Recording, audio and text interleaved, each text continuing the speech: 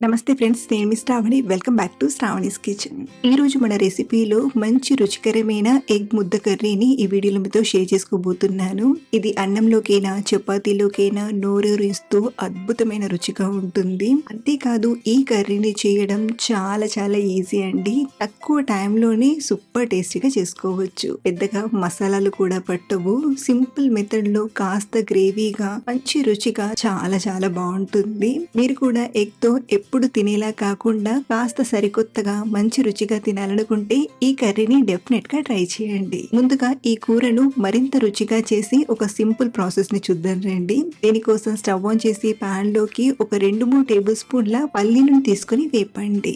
మీరు కావాలంటే పల్లీలకు బదులుగా కాజు లేదా నువ్వులనైనా వాడచ్చు.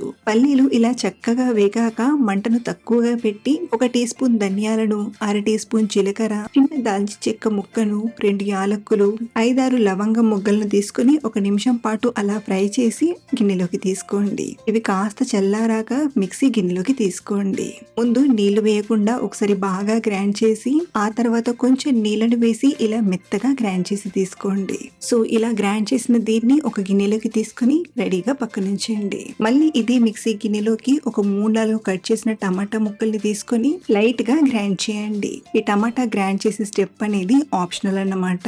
మీ వీలును బట్టి సన్నగా తరిగైనా తీసుకోవచ్చు, లేదా ఇలా కోర్స్ గా గ్రైండ్ చేసి తీసుకున్నా సరిపోతుంది. ఇప్పుడు స్టవ్ ఆన్ చేసి పాన్ లోకి ఒక 3-4 టేబుల్ స్పూన్ల నూనెను తీసుకొని నూనె చక్కగా వేడయ్యాక ఒక 2 కప్పుల వరకు సన్నగా తరిగిన ఉల్లిపాయలు తీసుకుని ఫ్రై చేయండి. ఇక్కడ నేను ఒక 2 పెద్ద పెద్ద ఉల్లిపాయలని తీసుకుని సన్నగా కట్ చేసి తీసుకున్నాను. అలాగే మనం ఈ ఉల్లిపాయల్ని ఇలా మధ్య మధ్యలో కలుపుతూ ఇవి కొంచెం ఎర్రగా అయ్యేంత వరకు బాగా ఫ్రై చేయండి. కాసేపటికి ఉల్లిపాయలు బాగా వేగి మంచి కలర్ లోకి వచ్చాయి కదా. ఇదే టైంలో 1 టీ స్పూన్ ఫ్రెష్ గా దంచిన అల్లం వెల్లుల్లి పేస్ట్ ని తీసుకొని మరొక నిమిషం పాటు ఫ్రై చేశారంటే అల్లం వెల్లుల్లి పేస్ట్ కూడా చక్కగా ఫ్రై అవుతుంది. ఇప్పుడు ఇందులోకి గ్రైండ్ చేసిన టమాటా మిక్స్ ని తీసుకొని బాగా ఫ్రై చేయండి. ఆయిల్ సెపరేట్ అయ్యేంత వరకు మధ్య మధ్యలో కలుపుతూ ఒక 2-3 నిమిషాలు ఫ్రై చేశారంటే ఇలా చక్కగా ఫ్రై అయ్యి కొంచెం ఆయిల్ అనేది అంచులు వదులుతుంది. ఇదే టైంలో మనం గ్రైండ్ చేసిన పల్లీ గ్రేవీ పేస్ట్ ని తీసుకోండి. అలాగే ఒక 2-3 టేబుల్ స్పూన్ల నీళ్లను తీసుకొని 2-3 నిమిషాలు ఫ్రై చేయండి. ఆల్రెడీ మనం పల్లీలను డ్రై రోస్ట్ చేసి తీసుకున్నాం కాబట్టి ఒక 2 నిమిషాలు ఫ్రై చేస్తే సరిపోతుంది.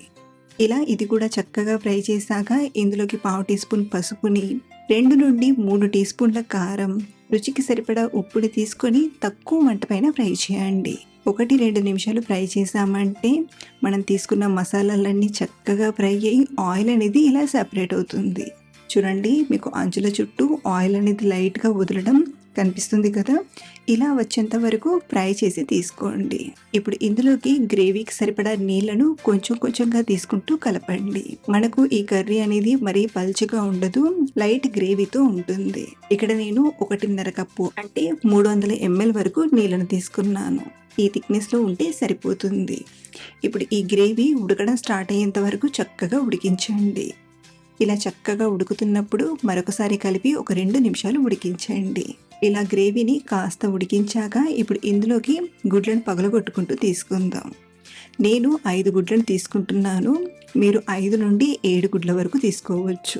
ఇలా ఎగ్స్ డ్రాప్ చేశాక మంటను లో టు మీడియం ఫ్లేమ్ మధ్యలో పెట్టి మూత పెట్టి ఒక 5-6 నిమిషాలు ఉడికించండి. ఆల్రెడీ కొంచెం గ్రేవీతో ఉంది కాబట్టి కర్రీ అనేది మాడిపోదు, చక్కగా ఉడుకుతుంది. అలాగే మనం తీసుకున్న గుడ్లకి కూడా ఉప్పు కారం బాగా పడుతుంది.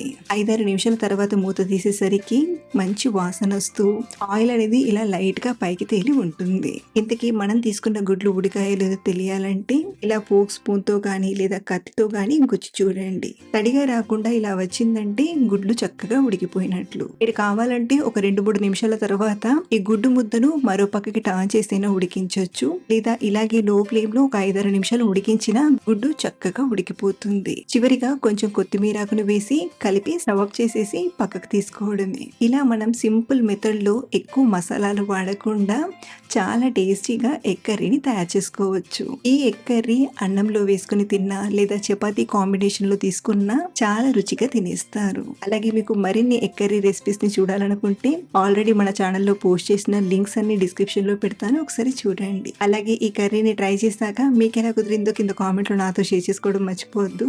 మరిన్ని టేస్టీ అండ్ హెల్తీ రెసిపీస్ కోసం మన ఛానల్ని ఫాలో అవ్వండి. Thank you for watching.